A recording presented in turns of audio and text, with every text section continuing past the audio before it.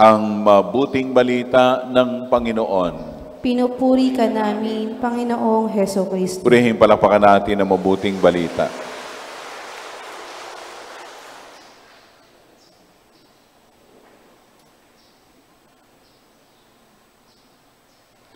Sa ating mga pagbasa at lalo na sa ating Ebanghelyo ngayong linggo, ang tinutukoy dito ay ang nahahati na komunidad, sambahayan. Ang nasabing larawan na ito'y larawan ding matatagpuan natin sa ating mga pamilya. Marahil.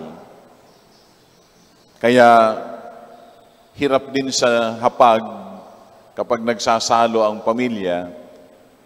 Madalas kaysa hindi, napag-usapan ng tungkol sa relihiyon, tungkol sa politika. Sapagkat nandun talaga yung pagkakawatak-watak, nahahati na komunidad, nahahati na pamilya. Ito mga kapatid, ang noon pa man magpahanggang ngayon ay lumulutang at kitang-kitang larawan, mga kapatid.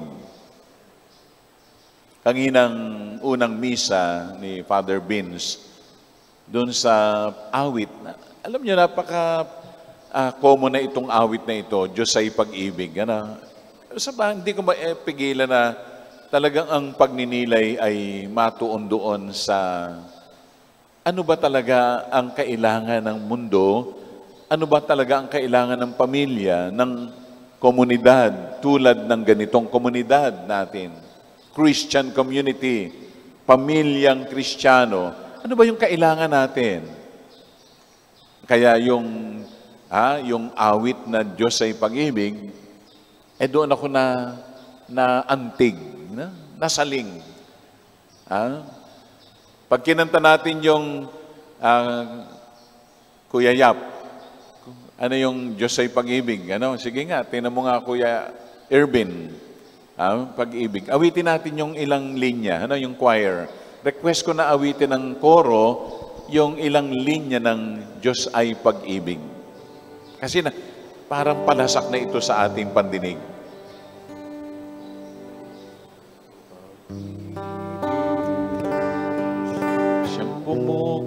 Tumayo yung choir.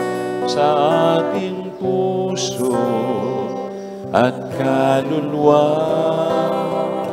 ang siyang nagdulot sa ating buhay ng gintong aral at pag-asa. Continue.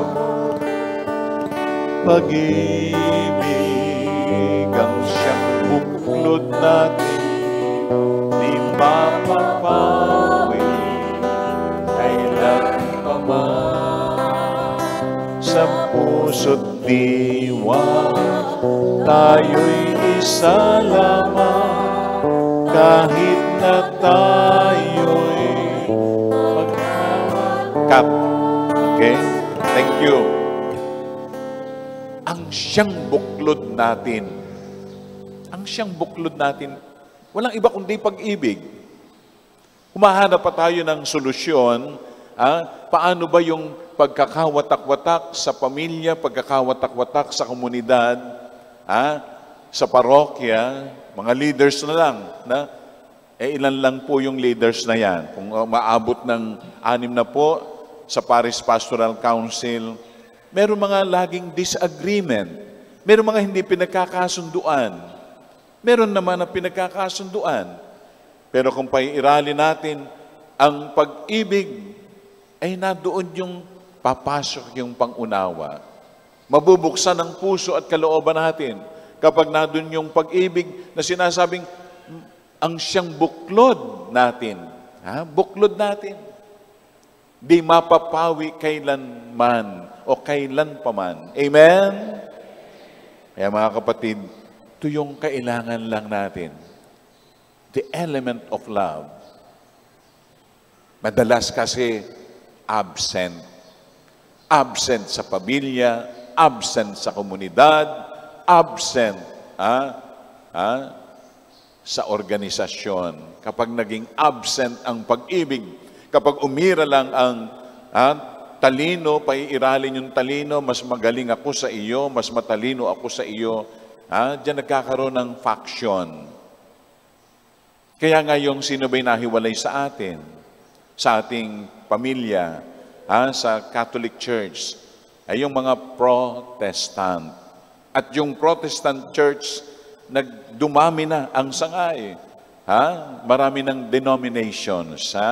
Kasi pag may lumutang na leader na sasabihin, mas magaling ako dyan sa leader natin, iiral yon. Kasi nawawala na yung pag-ibig, nawawala na yung pag-unawa, nawawala na yung pagtingin natin na maganda. Sa ano ba yung magagawa ng ating grupo, ng organisasyon, sa pamilya na lang. Kapag may tumalino na anak, pati nanay, nakalimutan na, nabastos na ang tatay at nanay. Nag-aaral ako, magaling ako kaysa sa inyo. Kaya ka nga pinag-aral para gumaling ka. Kaya ka nga pinag-aral ng magulang upang kayo bumuti, humusay, gumanda ang iyong buhay. Pero lahat yan, nakakalimutan natin. Bakit? Mga kapatid, dito yung pagnilayang po natin.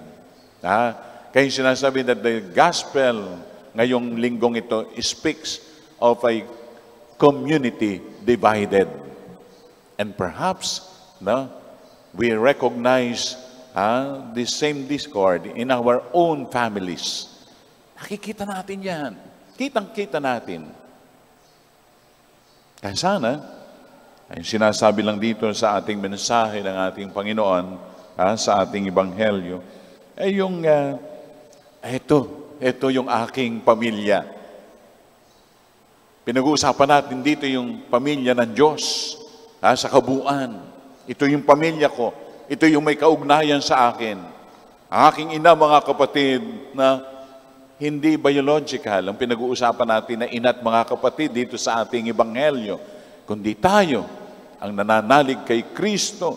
Ito, ang aking ina't mga kapatid, ang sino mang tumatalima sa kalooban ng Diyos, sila ang aking pamilya. Amen?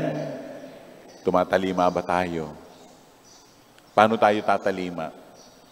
Kung ang pag-ibig na isasantabi natin, na sumiiral marahil ang ating sariling agenda, at nawawala na ang pag-ibig sa puso natin. Pagnilayan po natin ito, mga kapatid.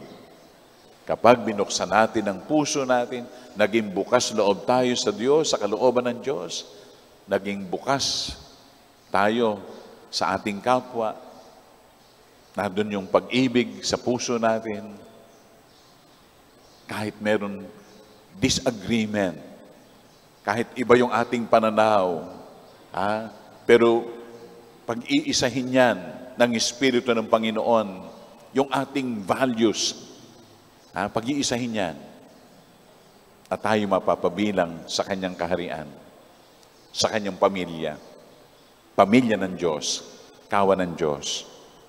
Amen.